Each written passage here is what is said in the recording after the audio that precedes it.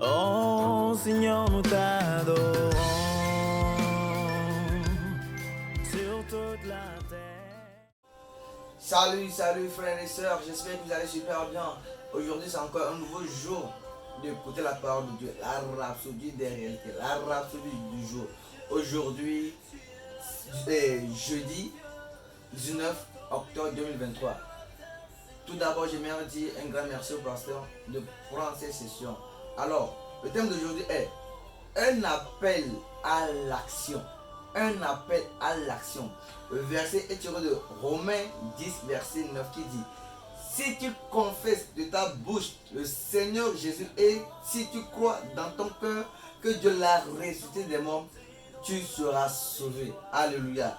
L'homme de Dieu par ce Christ dit: lorsque nous prêchons le message du salut aux pécheurs, nous devons leur donner l'opportunité de mettre leur foi à l'œuvre et de recevoir le salut. Il doit y avoir un appel à l'action. Si nous ne leur donnons pas l'opportunité de mettre leur foi à l'œuvre sur le message, la semence semée dans leur cœur pourrait être perdue. Satan peut la voler de leur cœur. Matthieu 13, verset 18 à 19, pour le retrouver là-bas.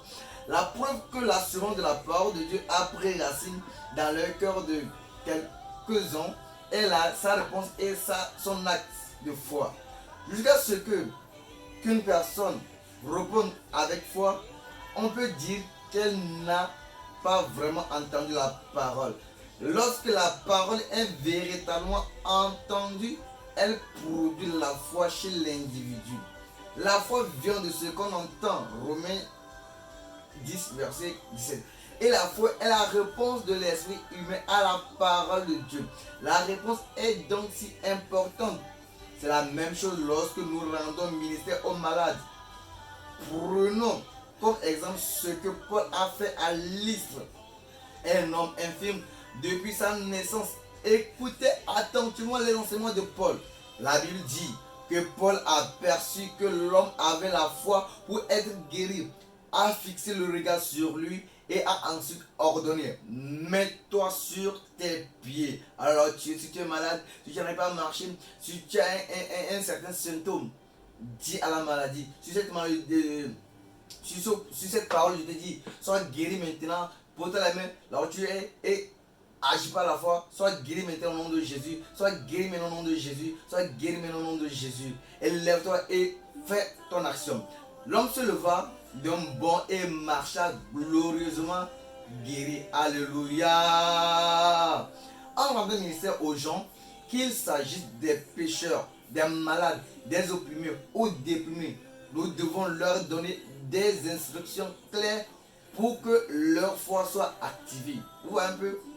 Ne vous contentez pas de prêcher la parole et de les laisser se demander quoi faire ensuite. Incitez-les et laissez-les agir leur foi sur la parole qu'ils ont reçue. Même maintenant, en lisant ceci, si vous n'êtes jamais né de nouveau, allez à la dernière, à l'appel du salut, à la page 76. Bon, je vais le faire tout à l'heure. Faites cette prière, pensez-la de tout votre cœur et immédiatement vous serez sauvés, transformés dans le royaume de Dieu. Alléluia. Alors la prière est celle-ci. Là où tu es, si tu n'as pas encore donné ta vie à Christ, répète cette prière après moi. Ô Seigneur Dieu, je crois de tout mon cœur en Jésus-Christ, Fils du Dieu vivant. Je crois qu'il est mort pour moi et Dieu l'a ressuscité des morts.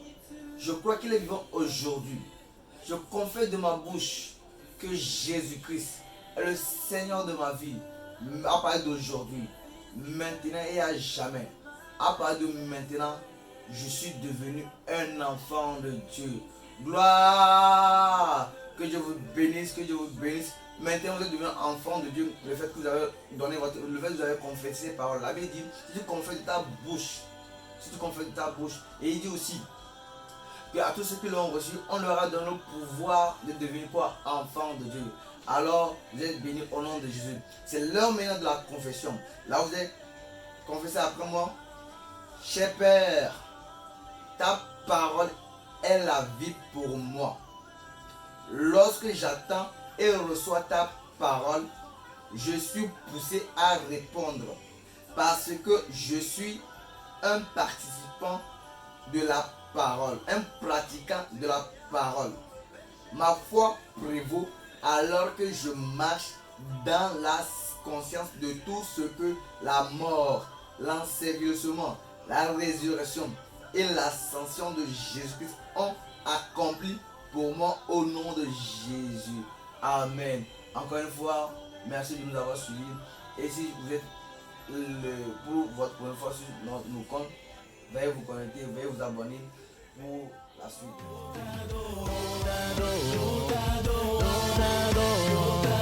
Seigneur Jésus.